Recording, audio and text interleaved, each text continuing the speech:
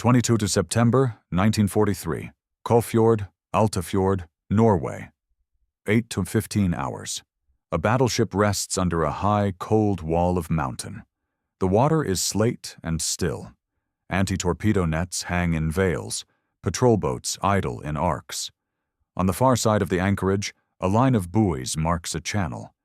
Under that water, two tiny submarines feel for the keel of a ship that dominates every Allied plan in the north. The German battleship Tirpitz. They are not full-sized submarines. They are X-craft, midget boats with 4 men on board, a commanding officer, a second, an engineer, and a diver. On each flank, the craft carry side charges, tons of explosive in steel cases, meant to be dropped under a hull and detonated on a time fuse. They were towed most of the way by fleet submarines across the North Sea, then cut loose to creep the last miles alone. The voyage has already cost craft and men. What arrive at the fjord mouth are the survivors of an approach that was itself a mission. At the surface, the morning is crisp and bright. Below, it is cold and blind. X-craft instruments fog and sweat. Batteries waste heat into cramped air. The men breathe oxygen boosted by lime. Everything is measured in minutes. Motor time, air time, the time it takes a sentry on a patrol boat to look down and see a shape that does not belong. The tactical problem is simple to describe and hard to solve. Nets, cables, and shallow sills guard the approaches. Patrols crisscross. The target lies at anchor with power and guards. The only advantage the raiders have is scale. A 50-ton machine can go where a battleship never looks. An X-craft can slide along the bottom and feel the sea floor through a diver's hands. The first contact with the defenses is literal. A net snags. The boat noses, backs, and noses again.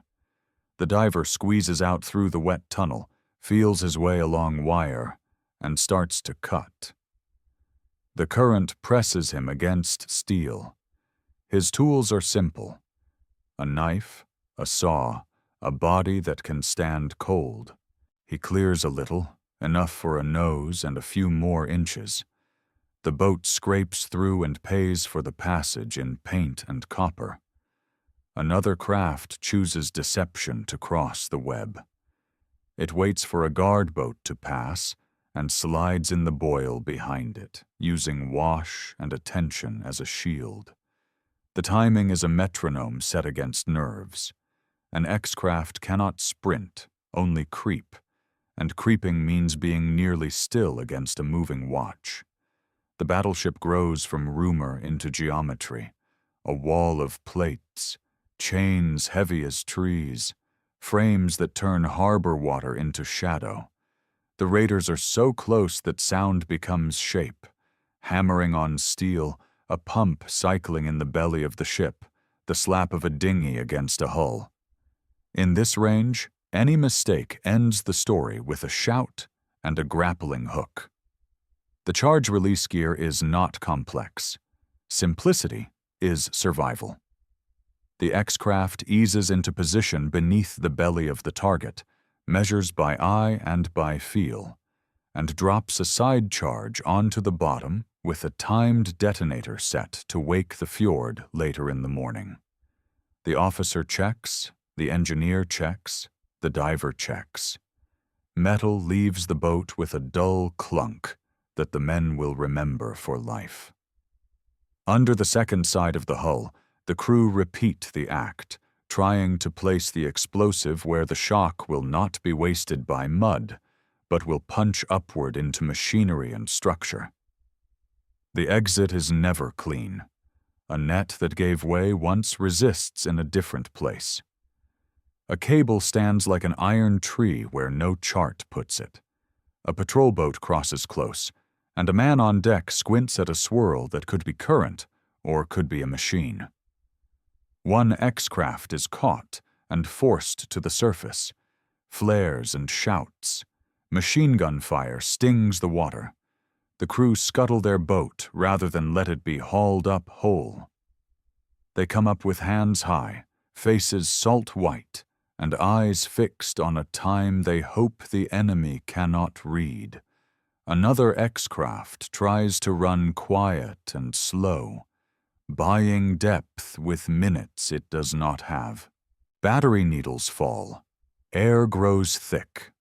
The engineer calculates remaining oxygen in breaths rather than hours. When the time fuse approaches its mark, mathematics turns into faith. Whether they make it out of the fjord or not, the charges are set. The question left is what steel and water will do when the clocks coincide. The surface never fully believes the undersea until the undersea writes on it. Shortly after 8, the fjord answers the question with a single heavy word. Water heaves. The anchorage lifts. The battleship's belly takes a blow that was measured to break more than paint. Plates buckle. Machinery jumps on its foundations. Flooding begins in compartments that are not supposed to see the sea. Anchor chains sing. Men on the battleship stumble and run. For a few seconds the fjord is louder than a factory. Then the sound falls away and leaves only alarms and orders. Damage control on a battleship is doctrine and drill. Valves spin, hatches slam, pumps take suction. Counter-flooding trims the ship to a defensible stance. The crew fights the sea back into the holes where it belongs. The raiders cannot see the graph the enemy now lives inside, compartment by compartment, green to red, dry to wet, secure to threatened. But in a few hours the graph will show a conclusion that matters. Tirpitz is alive, but her season is over. The repairs will run to months, not days. Her great guns will be quiet while a war moves without them. The aftermath above water is swift and cruel. Men from the midget submarines are hauled onto decks that were their target. Interrogations follow. Some will never leave captivity. Some will die in it. The story of success is carved through their failure to escape, a line that feels wrong and true at once. In operations like this, the human cost is not measured in the moment of the bang, but in the minutes before and after, where choices narrow to one or none. Zoom out, and the math becomes clear. A few small boats and a handful of men forced months of immobility on thousands of tons of steel that had pinned fleets in port by the mere fact of existing. The Allied convoys to Russia had measured risk partly by the mood and movement of the battleship in this fjord. A simple pressure, explosive force applied at the right joint, relieved that risk for a season. The strategic dividend is not display. It is the absence of a threat where a threat had been certain. The craft themselves are a study in constraint. An X-boat has no room for romance. The air smells of acid and battery. The diver's suit lies ready like a skin. The motor hums or falls silent. The engineer's world is needles and switches in a space no bigger than a cupboard. Training taught these crews not to be brave, but to be exact. Under steel and in black water, exact is the only kind of courage that works.